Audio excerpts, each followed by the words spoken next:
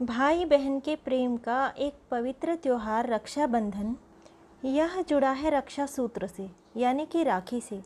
और राखी कोई धागा नहीं है, यह एक सकारात्मक शक्तियों की डोर है।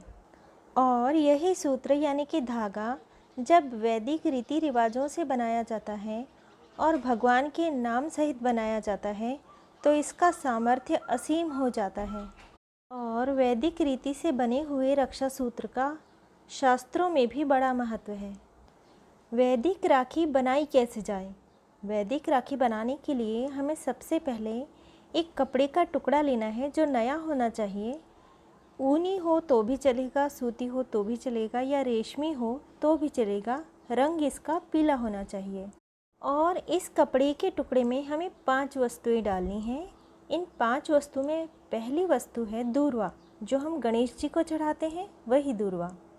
दूर्वा आप कितनी भी ले सकते हैं, 1, 3, 5 आपके हिसाब से। इसके साथ कुछ दाने अक्षत के यानी कि चावल के। यह चावल टूटे हुए नहीं होने चाहिए। यह चावल आप 5, 11 या 21 ले सकते हैं। इसके साथ हमें चुटकी भर केसर या फिर हल्दी डालनी है। यदि संभव हो तो स्वर्ण भी डाला जा सकता है यानी कि सोना। चौथी वस्तु है चंदन यानी कि शुद्ध चंदन, 1 चुटकी हमें डालना है। और 5वीं वस्तु है सरसों, जिसे हम सामान्य बोलचाल में राई कहते हैं। इसे भी हमें 1 चुटकी डालना है। अब इन 5 वस्तुओं को मिलाकर पीले कपड़े में बांधकर सिलाई कर दें और कलावे से जोड़कर यानी कि मौली से जोड़कर इसे राखी का आकार दे दें।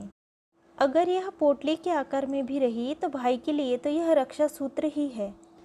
अब हम ये जानेंगे कि हमने ये 5 वस्तुएं राखी के लिए क्यों इस्तेमाल की। पहली वस्तु है दूर्वा। दूर्वा इसलिए कि दूर्वा का एक अंकुर ज़मीन में लगाने से वह हजारों की संख्या में फैल जाती है और हरियाली कर देती है। इसी तरह हमारे भाई का जीवन भी हरा भरा हो और हमारे भाई का मान और प्रतिष्ठा बढ़ती जाए।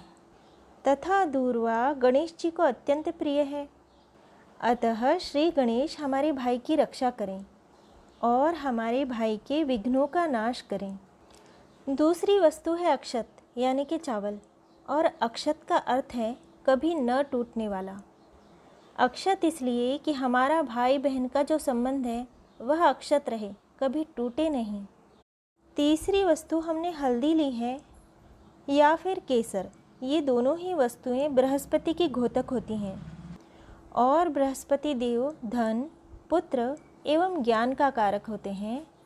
हमारे भाई का धन बढ़ता जाए, उसे पुत्र सुख मिले तथा ज्ञान की प्राप्ति होती रहे, भाई का जीवन तेजस्वी हो। इसके साथ हल्दी उत्तम स्वास्थ्य की प्राप्ति के लिए भी ली जाती है तथा नकारात्मक ऊर्जा को दूर रखने के लिए भी ली जाती है। इसीलिए राखी में हल्दी का महत्व है। चौथी वस्तु हमने प्रयोग की थी चंदन।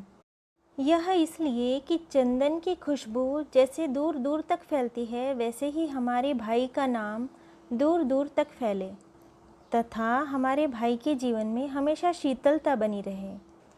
5वीं वस्तु है सरसों यानी कि राई। यह हमारे अंदर के दुर्गुणों का नाश करने के लिए तथा बाहरी शत्रुओं का नाश करने के लिए इस्तेमाल की जाती है। हमारा भाई सभी दुर्गुणों से दूर रहे तथा सभी शत्रुओं से सुरक्षित रहे, इसलिए राई प्रयोग की जाती है। अतः यह वैदिक रक्षा सूत्र सर्वमंगलकारी है। यह रक्षा सूत्र बांधते समय एक श्लोक बोला जाता है, येन बद्धो बलि राजा दानवेंद्रो महाबलः तेन त्वाम अभिबंधनामि रक्षे माँ चल माँ चल। इस मंत्रोच्चारण के सहित वैदिक राखी को बहन अपने भाई को, माँ को, बेटे को, दादी अपने पोते को भी बांध सकती है। अगस्त संहिता के अनुसार गौ माता को राखी बांधने से भाई के रोग शोक नष्ट हो जाते हैं और यह विधान प्राचीन काल से चला आ रहा है। यदि किसी कन्या को कोई भी भाई ना हो तो वट वृक्ष को वह राखी बांध सकती है।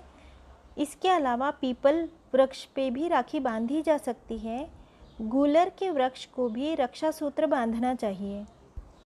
पुराणों में वट वृक्ष, पीपल एवं गूलर के वृक्ष को रक्षा सूत्र बांधने के बारे में विशेष उल्लेख किया गया है।